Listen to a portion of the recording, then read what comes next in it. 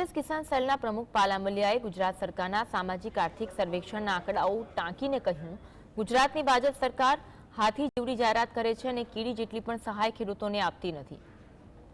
રાજ્ય સરકારના સર્વેમાં રિપોર્ટ સાબિત કર્યું છે કે સરકાર જાહેર જેવી સરકાર છે।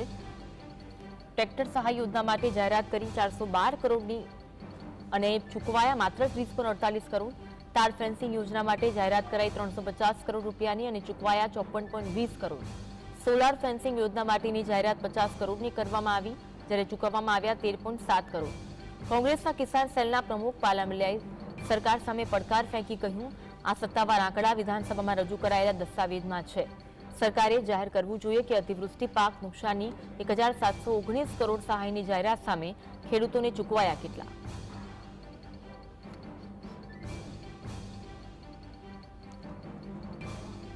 ट्रेक्टर सहाय योजना जे छे ए टोटल 412 करोड़नी सामे मात्र 30 करोड़ चूकववामां आव्या छे।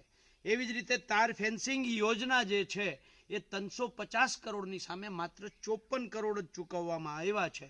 सोलार फेंसिंग योजना जे छे ए 50 करोड़नी सामे मात्र 13 करोड़ चूकववामां आव्या छे।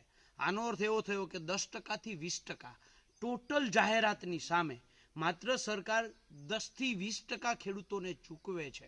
बाकी मोटी मोटी जाहिर